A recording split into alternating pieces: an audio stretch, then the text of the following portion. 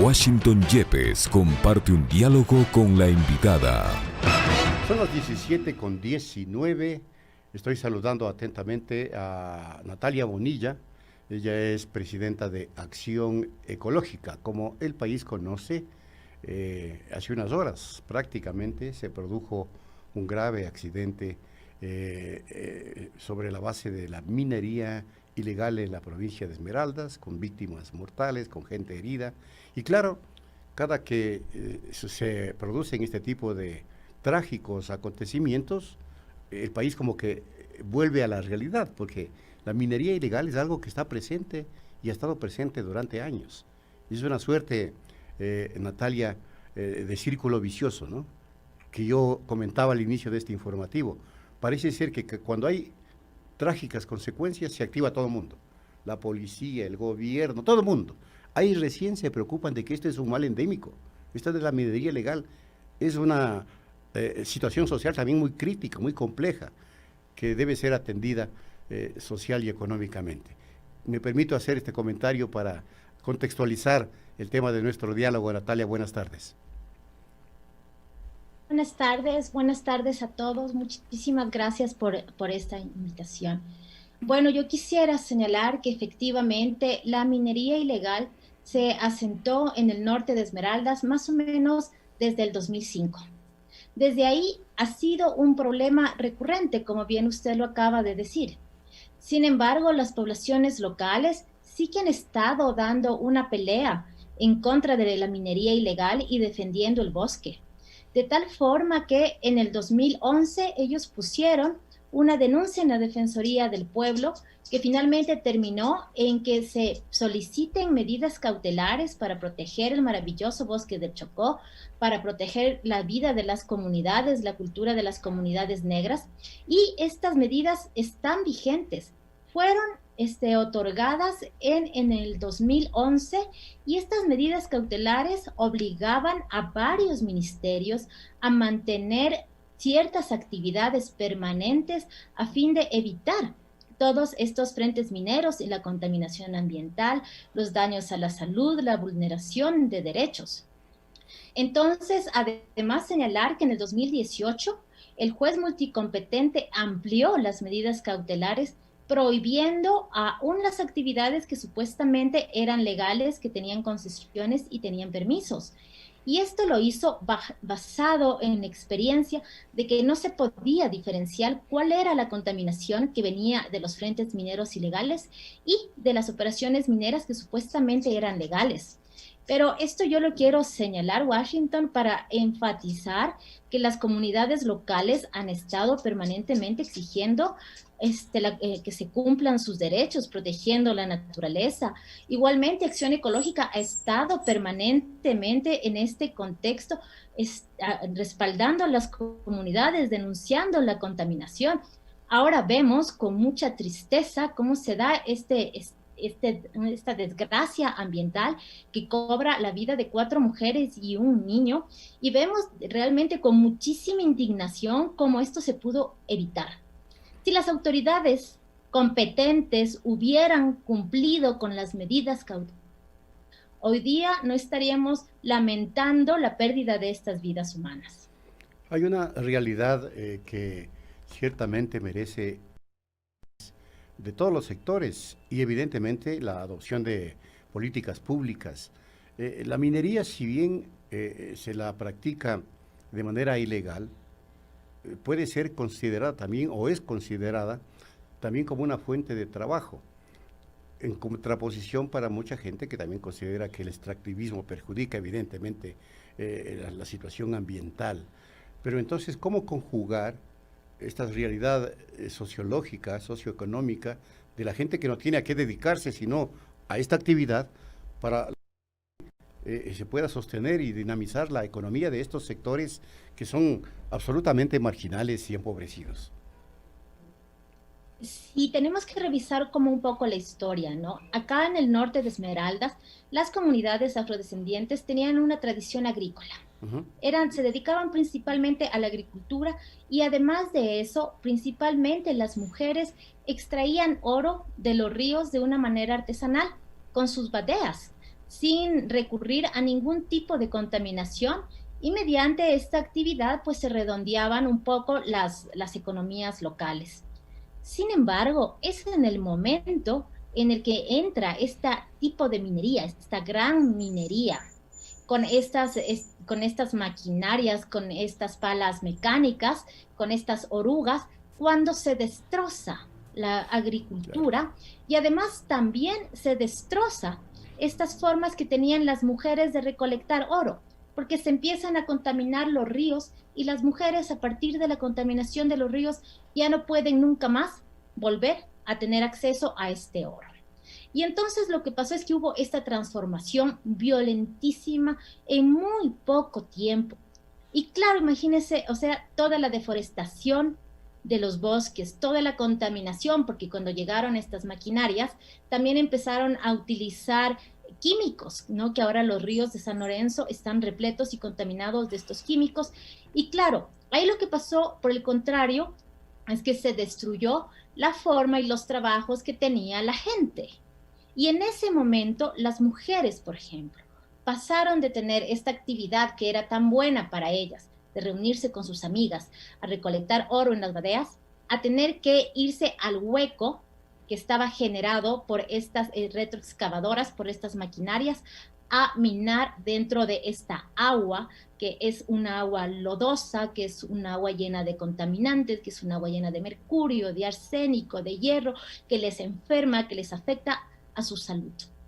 Y este es el trabajo, este es el pseudo trabajo que da esta minería. ¿Sí? Es cierto que da un recurso, pero un recurso ¿a qué precio? Y son precisamente por eso que ahora en este accidente vemos que fueron mujeres las que murieron. Claro. Porque eran las mujeres las que estaban en este hueco lleno de estos contaminantes, sacando oro como podían. Es decir, estaban extrayendo, estaban exponiendo su vida, están permanentemente exponiendo su salud, porque sus fuentes de trabajo originales fueron destruidas. Pero esto implica que evidentemente existe un abandono, pero absoluto, de políticas públicas en el sector. Porque se está permitiendo, pese a las medidas cautelares que usted mismo, Natalia, nos está diciendo, se permitió que la minería ilegal y irregular continúe, avance y se evidencien estas precarias formas de trabajo que a la final cobran la vida de estas 4 mujeres. Entonces, ¿qué hacer? ¿Qué hacer? Efectivamente, necesitamos empezar estudios mucho más profundos con respecto a por qué se dio esta inacción. Exacto. ¿Cuál es la participación? Porque muchos de los comuneros locales dicen, ¿no? Dicen que cada vez que hay algún intento de hacer control de los frentes ilegales, siempre los mineros son avisados con anticipación, porque dicen los comuneros locales que tienen infiltrados en la policía, que la misma policía, ciertos miembros de la misma policía serían partícipes de esta minería ilegal. Igualmente que ciertos miembros de las Fuerzas Armadas serían partícipes de esta minería ilegal. Porque ¿cómo puede ser posible? Estos frentes no están ocultos. Las Fuerzas Armadas sí saben dónde está. La policía también sabe dónde está. Estamos hablando de 52 frentes en el norte de Esmeraldas. ¿Cómo puede ser que no hayan actuado? Aquí hay muchas dudas, hay muchas preguntas que responderse. Igualmente, o sea, tenemos que pensar en de qué manera se llegan finalmente a mezclar este oro ilegal con el oro legal. Porque finalmente oro es oro. Pero de qué forma estas dos actividades se llegan a mezclar y resultan de alguna forma complementaria. Son preguntas muy incómodas, son preguntas muy difíciles, sin embargo, se tienen que responder para que haya justicia social, se tienen que responder para que se eviten este tipo de accidentes que ahora vivimos. Pero, Natalia, es evidente por lo que usted mismo señala, que han tejido ahí unas redes de trata, de minería ilegal y de trata de personas también, porque evidentemente las personas que trabajan en la minería ilegal lo hacen de manera absolutamente precaria, en una explotación salvaje, y son estas redes y los que manejan estas redes en los que estarían involucradas Fuerzas Armadas y Policía Nacional, las que se lleva el grueso de las ganancias, pues. Esto no es necesario entonces que esto provoque una reacción, pero potente del Ministerio de Gobierno, no sé de quién, para que corte esto que es evidente y que ya subsiste por tantos años. Efectivamente, las comunidades locales también denuncian que ellos no pueden, por ejemplo, plantear lo que usted acaba de plantear. Ellos se les acusa y se les dice, la gente no le dice nada a la policía, no les da detalles. No dan detalles porque sus vidas corren peligro, porque ellos pueden ser muertos en cualquier momento por estas redes que usted acaba de mencionar, que no son redes solamente del lado ecuatoriano, estamos hablando de la frontera. Aquí estamos hablando de capital, de grupos armados irregulares de Colombia que están involucrados en toda esta actividad ilegal que es sumamente violenta. O sea, no es solamente una violencia en contra de los territorios, de la naturaleza, sino es una violencia directa en contra de las personas que están directamente amenazadas y cohesionadas para mantener el silencio frente a esta situación. Él dice, estos trabajos que son precarios, que carecen de seguridad, que obviamente hablar de una afiliación al IES es hasta ni pensarlo, ¿no? Pero no podemos pensar que esto es trabajo ni que esto es una vida digna para nadie. ¿Y quién le pone, Natalia, el cascabel al gato? Porque ahí está el problema. ¿Qué sugieren ustedes como acción ecológica? Bueno, en este momento estas medidas cautelares tienen que ser cumplidas.